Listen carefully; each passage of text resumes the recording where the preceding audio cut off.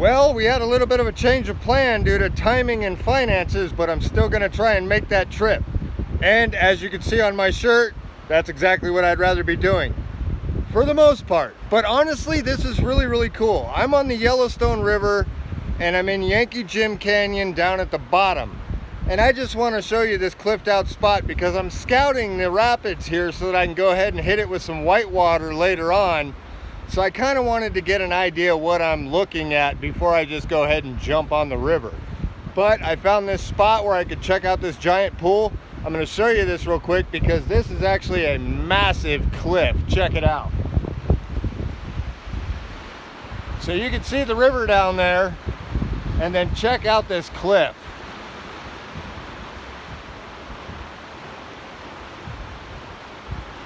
Isn't that cool?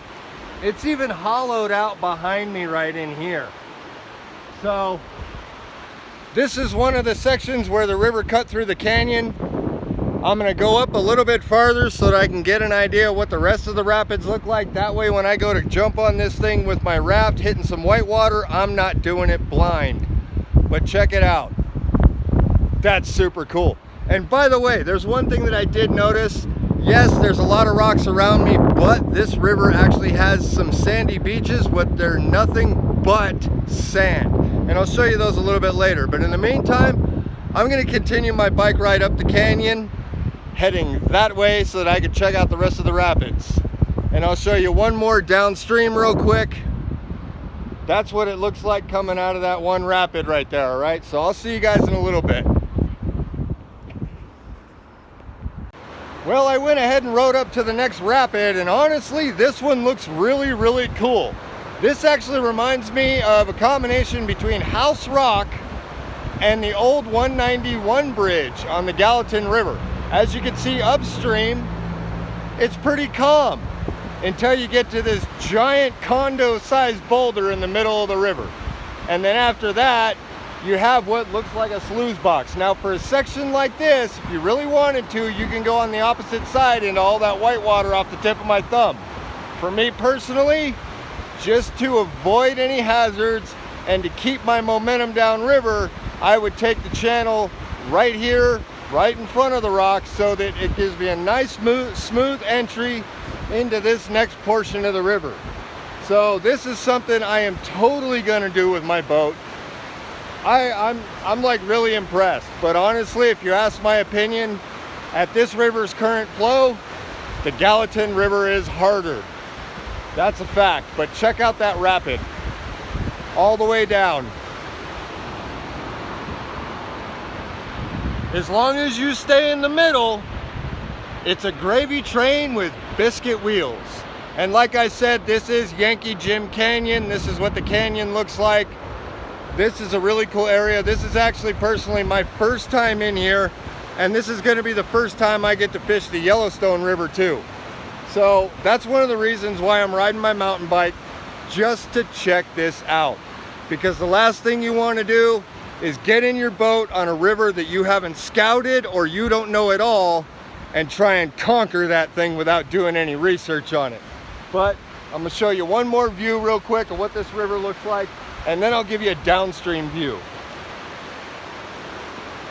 Look at that. That is a cool rapid. Honestly, those are 2-foot waves at most. And now I'm gonna give you the downriver view. You step down on this nice little ledge that I got right here. And then as you can see all the way downriver over there, you can see the canyon wall way out in the background that I was at in the last clip. So I'm gonna keep moving upriver and checking out these rapids. I'll see you guys in a bit. So just to give you an idea real quick, I'm gonna show you this plaque. This is one of the fish that we have in the Yellowstone River, and they're actually trying to get rid of a lot of the brook trout in the river, and this is probably one of the reasons why. I know the plaques are really hard to see, but hopefully you can read that one just like that.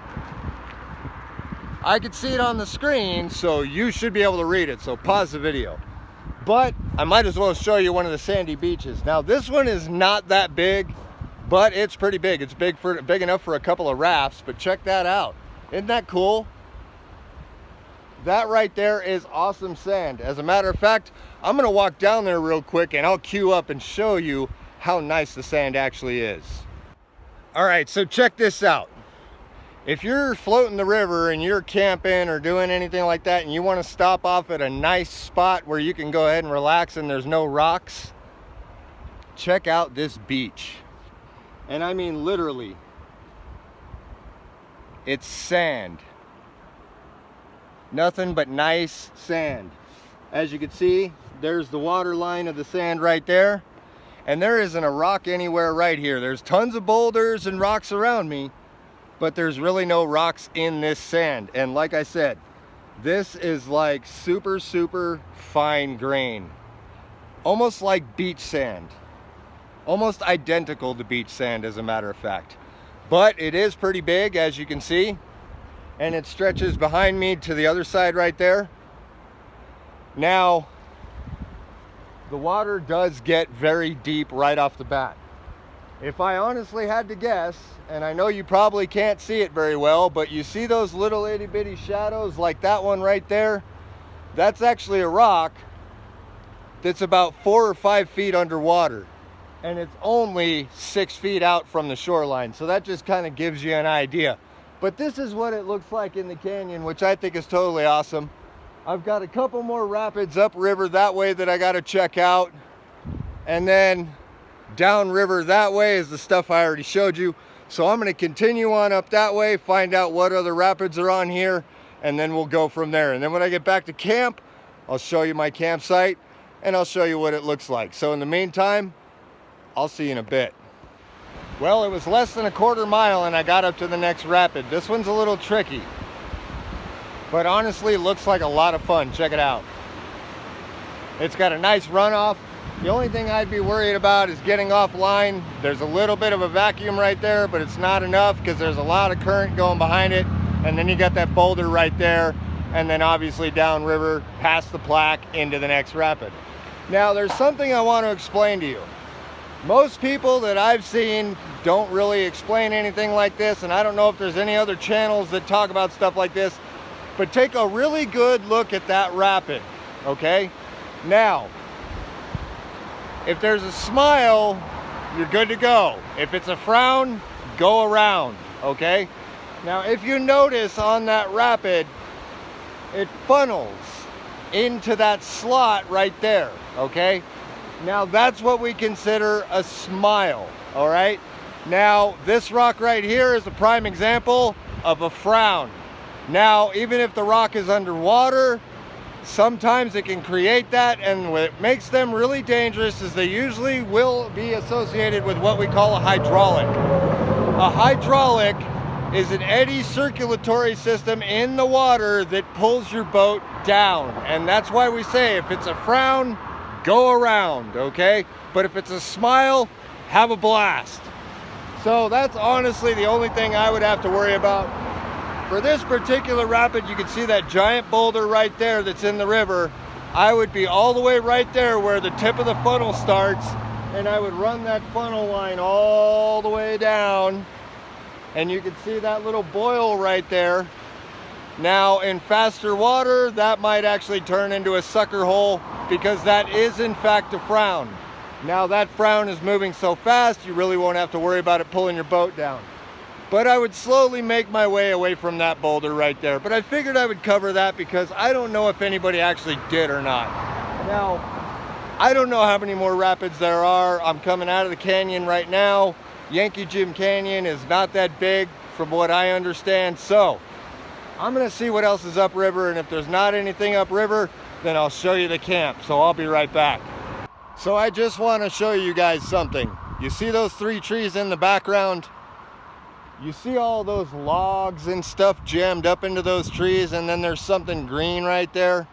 Now, that Yellowstone flood that happened last spring, not this past one, but the spring before, where that employee house went into the river, you know, I clipped a video out in a short about it. That's how high the water was. Now that is easily 25 feet above the water level right now, just at the base of all those logs that are jammed up in those trees.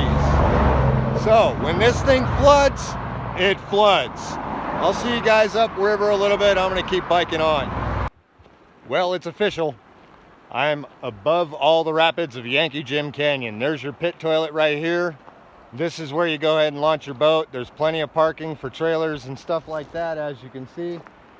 It's still at the beginning of the canyon, and if you're a rock hound, I just gotta tell you, there's a lot of cool rocks out here. But check this out. Make sure you bring a vehicle that's got good traction, or you just go ahead and offload your boat and carry it down to the water. But this is in fact the boat launch to start the Yankee Canyon Rapid section of the river, and then after that it just kind of mellows out to a normal float. So now that I went ahead and rode all the way upriver and scouted the rapids, I'm gonna bring my boat out here next time and get a little wet and wild with the thing. But I just kind of want to show you again, some of the areas out here are a lot of rocks, and some of them actually have sand.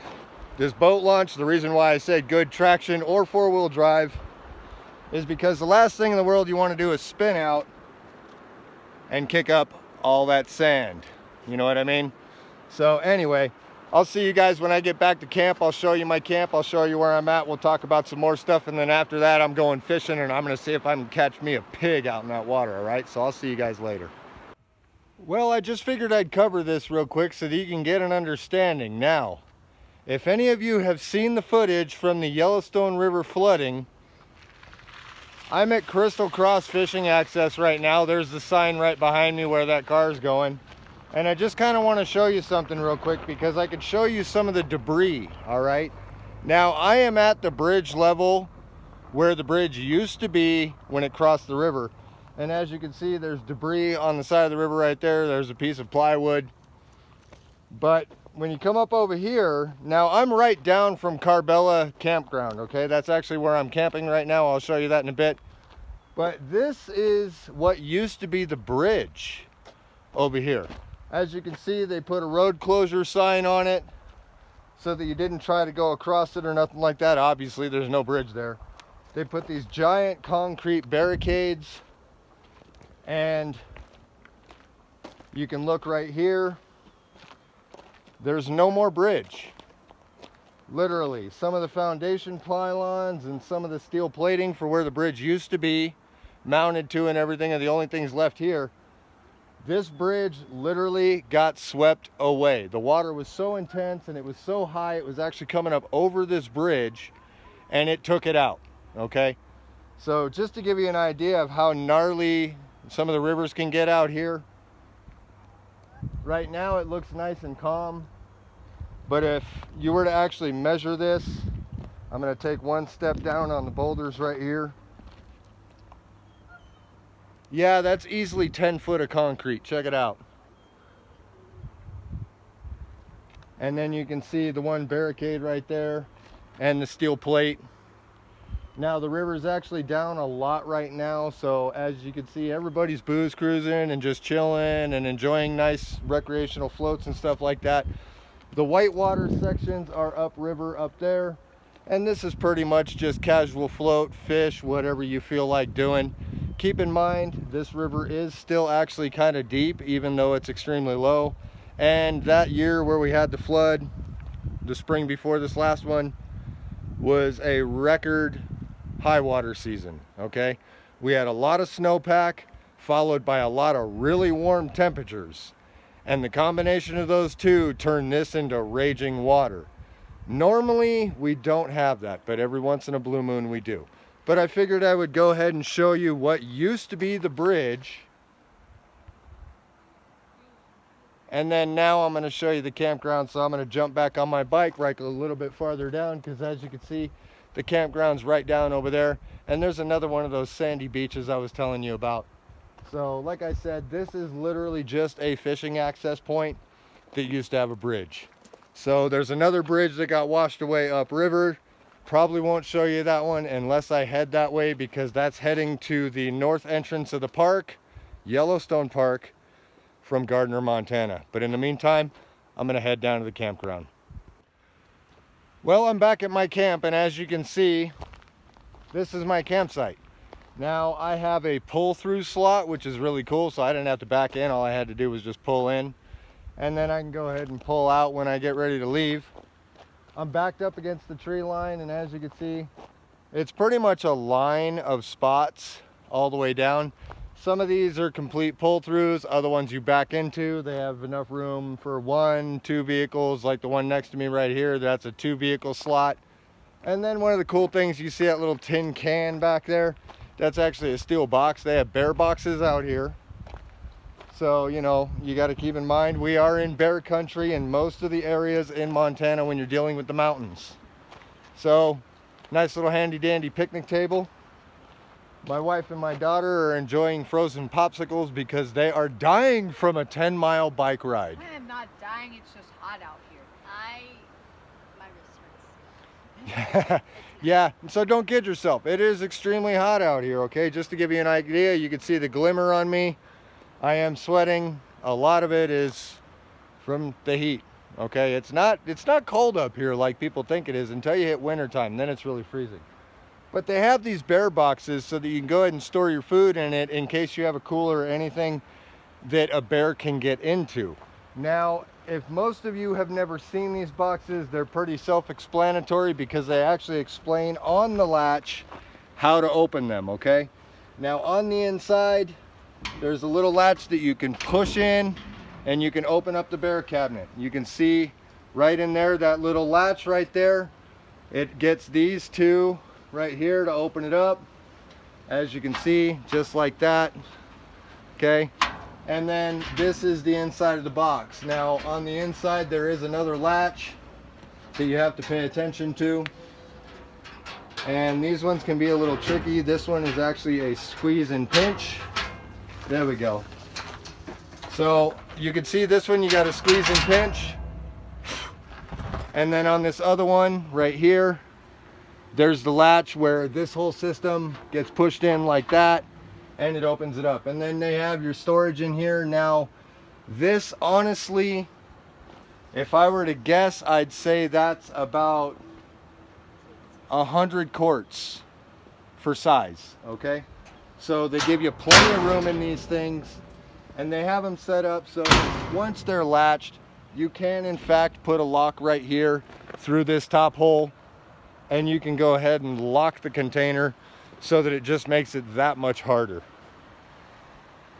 It's got its own little private river access right here. There is a pretty decent grade slope down here, and it takes you down to the river where it's a combination of sand and rock, okay? And then, like most other camp spots, which you can't forget, your fire pit. They also have your handy dandy barbecue grate on them, which they started doing. I remember when I was a kid, they didn't have those. You had to bring your own. This campsite does have pit toilets in it, which is actually really cool. Now, this one is a BLM campground.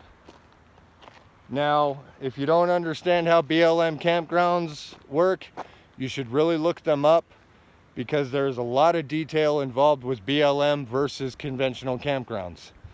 But all the way down there is the boat launch and the pit toilets, and then right across where my campground is, there's another one right there. And as you can see, my bus is 36 feet long, and I have plenty of room on this pull-through pad. So in all honesty, you can fit 60-foot vehicle, okay? I could fit 2 of my school buses in there, no problem, all right? So I figured I'd show you that real quick. I'll take you down and I'll show you the boat launch here in a second. And then after that, I'm gonna go fishing. So do me a favor. If you don't see me again with a massive fish in this video, hit that subscribe button. Because chances are I might catch one, but you never know, all right? And other than that, do me one more solid. Share the video with a friend, okay? And if you liked anything in it, hit that like button, okay? Remember, don't forget your notification bell, all right? I'll see you guys later. All right, so check this out. This is the last thing I'm gonna show you in this video, and this happens to be the boat launch, okay? Now this one's totally different from the one upriver. The one upriver was all gravel, rock, and a little bit of sand. This one, as you can see, is really, really long, and what they did is they put this wedged, grooved concrete in so that you've got traction. Now if you go all the way down here, if you're a sandy beach type person, there's a ton of sand on the side of this river and it's really cool. Most of the rivers that we have out here don't always have this feature, but this one does. And as you can see, it is quite a walk all the way down to the water line. Now keep in mind, when that flood happened and it took out bridges and it took out the employee house closer to Gardner, this river was up there. I showed you the trees earlier. That green thing in the trees happened to be one of those open body kayaks that got mangled when it got swept down river. And those were about 25 feet up from the water line to the bottom of those trees, okay? So I'm gonna walk down to the water line all the way down right here, and then I'm gonna show you the boat ramp all the way back up. I'm literally, as you can see, right on the water. And when you look back up, that gives you an idea of how far you actually come down to this boat launch. Now, the bridge that I just showed you that's not there anymore, that debris was actually just upriver. And from what I understand and the information that I can gather, is it probably took a couple of weeks to get it out because it was a steel bridge. The weight rating of that bridge, I'm under the impression, was 6 tons, okay? Now, me driving a 36-foot long schoolie that weighs 23,000 pounds, that thing would have collapsed if I would have tried to drive over it. Okay, so anytime you go to any areas that have rivers and steel bridges and stuff like that, in a lot of areas of Montana, you really got to check your weight limits, all right? So I figured I would show you that. Just on the other side of me is the information plaque for the campground. And now I'm out of here. I'm off to go fishing. So you guys take care. I'll see you next time. And remember, when you come to Montana, be respectful, all right? Later.